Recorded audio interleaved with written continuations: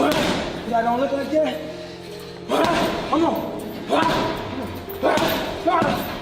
If you look tough, show me you tough.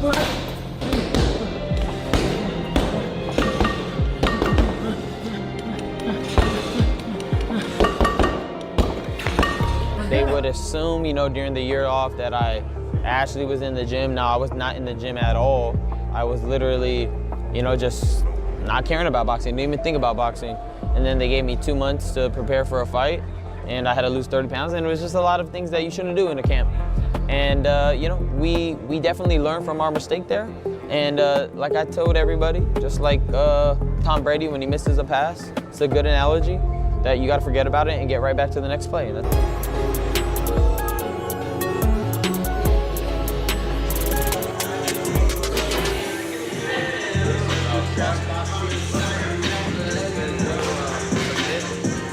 I'm a brave soul, you know.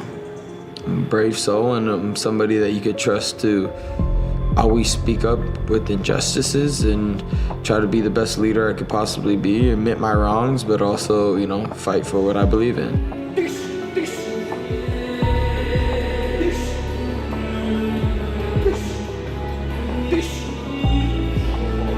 I see perfection, and I'm telling you, it's dangerous for the other guy because I see that he's a complete boxer. I told you yesterday that he was talking about his body structure, you know, what it means to him, and now he knows that this is the way he has to be going into the ring.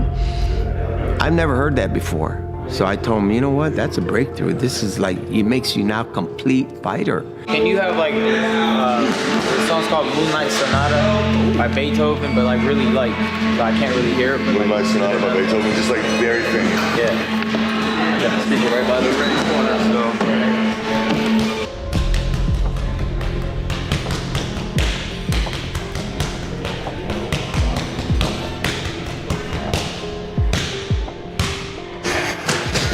Pivot out, block lead, block rear. Him getting this world title is going to be something that he's dreamed about his whole life, and it's going to be an incredible accomplishment that he's been working hard for. Nothing given, everything earned.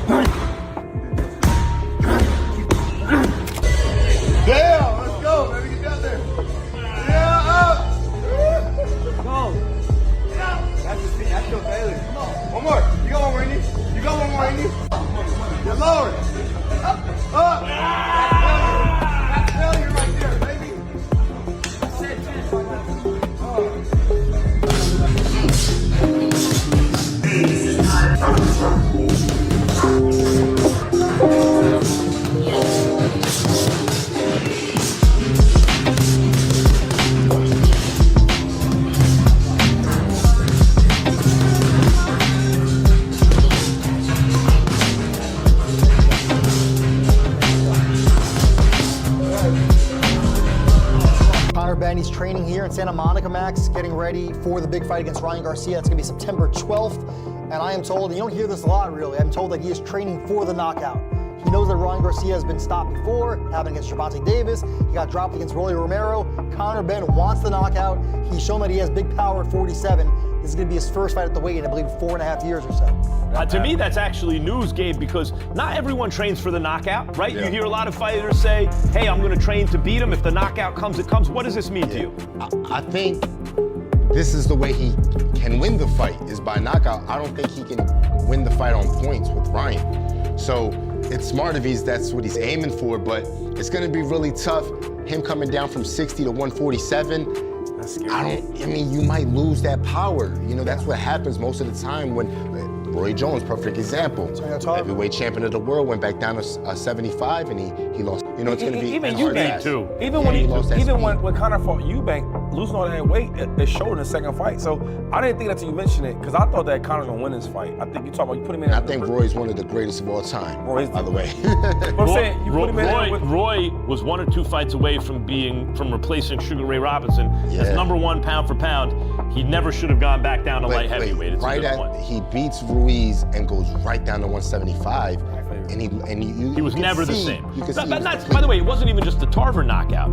Roy, when he went down to 75, it's not that he just got stopped by Glenn Koff Johnson. He lost every round. A guy who never lost a round, no matter who he fought, basically, beating guys one-handed, doing whatever he wanted through 3 divisions. Suddenly, he can't win a round from Glenn Koff Johnson, who's a very good fighter, but he clearly Roy was not the same guy anymore once he lost to 25 pounds. So it's actually interesting to me that Conor Benn is coming down to 47. Why is he doing that, you think, Mike? I mean, obviously it's a big lucrative fight, but he gonna make money anyway. Looked phenomenal against Barrio, right? Yes. But Barrios, in my opinion, is not to take credit away from him because he's still fighting a big welterweight. Yes. But he was no match against Ryan Garcia. Right? We all thought that fight was going to be over in the first round. Yeah. When he stopped him. But Conor Benn is showing us that he can fight a bigger man in Chris Eubank Jr. The first fight, though he lost, it was a super competitive fight, and then going back to beating him fairly easily in the second fight. Yeah. That he's a real live dog that is willing to bang with a bigger guy because Ryan is a big welterweight, in my opinion. Yes. So I think it's not uncharted territory for him in terms of size. Now, can we compare Eubank Jr. to Ryan Garcia? I don't know, you know what I mean? I think there's some similarities, very little similarities. I think Ryan can do a lot in that ring. You know what I'm saying? Like offensively, a lot. He'll throw more punches than a Eubank Jr. So can Conor deal with that onslaught and be able to land those big shots that he throws? We've seen him knock guys. Bodybuilder almost. Yep. If Ryan wins this fight, how's he winning? Ryan can box. Or if Conor, especially if he's weight trained, is training for a knockout like Gabe says, and he's coming in on him, because Conor's a dog, he is. But sometimes, like Joe Frazier was a dog. Oh. George Foreman hits so hard that on the way in, it doesn't matter how much dog you have in you, you get lifted off the canvas, right? And Ryan has that kind of power. I could see Ryan digging the body, because a guy that is cutting weight, the first thing you want to do is attack the body. So, you can physically look good, but that body may not be able to take that punishment. I just think it's a great point. Yeah, so I think, and Ryan's a good body. I mean, when you got power, especially you got power, speed, ferocity like Conor has, of course. Ryan cannot sleep on Conor. I know Ryan goes in and says, oh, I'm gonna knock this guy out. So I know he's going into this fight taking it seriously because he's seen what Conor can do. And you do that against a 160 pounder, whether you think that 160 pounder was drained or not, that's his weight class. That shows he got popped. So of course he has the ability to do it. It's can he get in the inside, and if he gets on the inside, if he's going to get caught. And also going back to 147, like fighting that weight. That's a good point. With against a guy who obviously can blow up and be very heavy in a fight like in Ryan Garcia. Look what happened to Roy Jones when he went back down to 175. It can happen. Right. But I think it's going to be one of the most entertaining fights this year. I'm predicting that. I don't want to make any predictions now. I'll do it on fight week. But I'm excited. Everybody know who you're gonna pick. Nobody knows. Nobody knows who I'm gonna pick. Nobody knows who I'm gonna pick. I'm giving no type of energy right now. No predictions. All right. I don't give predictions. I'm not that smart to know. All right. So let's say Barack. I'm not that smart. I'm not psychic. I don't know what's exactly gonna what happen. I say. But listen, forget your prediction, right? But is it gonna be 60-40? Because obviously nobody's blowing somebody out in your mind, right? One fighter is not blowing the other fighter out. Yeah, so what do you think? I think you have the edge that you're giving is going to be like what, a 60-40 or a what? Chance. I mean, I think you have to give the edge to Ryan Garcia because of size, speed, and experience. And experience, yeah, that's obvious. But I mean, we've seen bigger upsets. You know what I'm saying? So I'm still going into this fight curious, like what is going to happen after these first few rounds? You know, happen. Like who's going to be landing the biggest shots? And I think, like in most fights, you see the first 2 rounds, you pretty much have an idea, in most cases, how the fight is going to play out. But we've seen fights turn around and then fight. So I don't know. Okay, so who benefits? You see how that ended. And Ryan's either going to have to take that out of Conor's hands by knocking him unconscious, or he's going to have to show that he has dog in him, right? That Conor Benn is calling out, saying you don't have that in him. He's going to have to show at some point that, no, I got that. He emphasized that on the interview, like, look, listen, you are great, you are but I watch you stop. I watched another fighter make you stop. And then when you think about that, I'm like, damn. But that makes a good point. He did make a good point, but to Ryan's credit, he did get off the canvas against a gold medalist and Luke Campbell and scored a knockout. So I think he deserves that credit. No, I'm talking about dogs. I'm talking about you unleashed the collar and you put him in there with a dog. Luke ain't no dog. He a good fighter, he ain't no dog though. Conor Benn's that's a dog, you know? That's a pretty good bark. Or from a victory. Oh man, obviously Conor Benn, right? I think because this would be, I think the Eubank fight was a huge fight, right? But there are a lot of question marks in there from other people. I'm not saying he doesn't deserve it. People saying that he trained to make 160, which is, that's his weight class, so people shouldn't complain about that. It's foolishness. But the public, the general public that loves to hate Conor, they'll throw those things out. There's no excuses right now. If Conor wins this fight, nobody can make any excuses. He's going down to fight one of the biggest names in America for a world title. And he's a small in his prime. 47. Right. That's more to gain. And I think that nothing can be said, no excuses can be made, and I think Conor would instantly be a star, right? I mean, not that he's not a star now, but I think America, of course, if Ryan wins, it's a big win, right? But people will still say, you beat a guy that started fighting late in his life. You beat a guy that didn't have many elite fights, hasn't beaten a lot of elite fighters. Well, go back and fight the rematch with Devin, or fight Shakur, or fight Boots, like you said, you want to go to fight Boots. Ryan won't get the credit that Conor would get in that fight when he wins. I agree with that.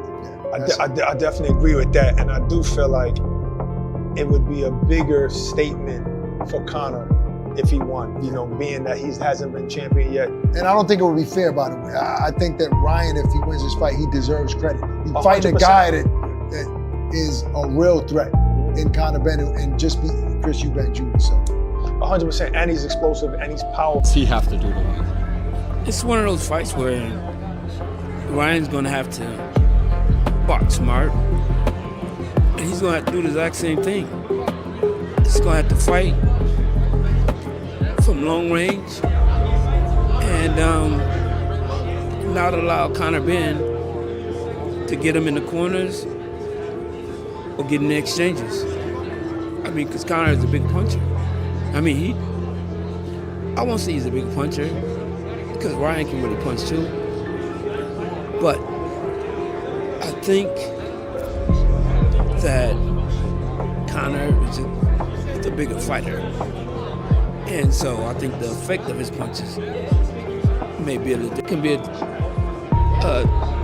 could be something that could really backfire on him. Kind of like it did back when Roy Jones went from heavyweight, came back down, and was never the same fighter ever again. And it could happen. It could happen to Conor. It don't matter. He's mentioning his weight cut ahead of the fight. He already said that this is his last fight at 147. That shows you that he is having, it's a nightmare right now. Okay, if he misses weight, how much money do you get? How does that work? We already negotiated that. I really don't know the terms, but he has to make weight. Okay, he'll make weight. Since you're in so much, I told him, because he said, "Oh, discipline." This, I said, "Bro, you could be disciplined and dumb at the same time." Like, bro, your mind could say this, your heart could say that, but your body would tell you the truth. You could do all the whole weight. Oh my God! Thank you for the work. You can do all the work, all the discipline shit, all the shit you do, but at times it gets dumb. Yeah. You could, it's not how, sometimes not as hard as you work, it says how smart you work. So you could be doing all that dumb shit you're doing right now, beating your body down. Your body's gonna tell you the truth and be like, yo, you doing too much. You get down, your body not meant to be at 147. Like, oh, look how big you. I'm telling you, Conor, historically, time has always said, when a fighter goes up and comes down, he's never the same. Roy Jones Jr. decision to move up, you stay up. Because now you already tasted the greener side of life, and your body's like, yes, I don't have to do that no more. But now you're deciding to do it again, and this time, last time was 150, and you looked like you were dead. Now you got to go another 3. Woo! Is there any bigger satisfaction to cut up the entire group of haters and the new and still you with the belt? Yeah, of course, it's gonna be fun because people always got on me about never being a world champion. Now that I'm a world champion, you know, now I'm gonna defend it, and it's just gonna be funny to be seeing everybody's facial expressions when they really don't got shit to say about me now. Like, bro, I made the money, I'm a big star, and now I'm a world champion. What do you say now? You feel me? What do you say now? It's like kind of sad. Yeah. And it's not like I'm fighting a bum. Like I'm fighting Conor Benn. Like he's not like, he's a name, you know? He beat Eubank. He beat Eubank. You know, Eubank's the big boy. So it's like, if you talk shit on that, I mean, you just a hater. And he's young. It's not like I'm fighting an old head. Like I'm fighting a young fighter. You're not fighting a 48-year-old man. Which some fighters are trying to do right now. Yeah, they always take credit. Said Ryan Garcia hasn't looked the same since the PEDs. Like, bro, you guys are just weird fuckers, bro. You ain't looked the same since you were like 10. Like, you've been fat since 11. Like, what are we on about here?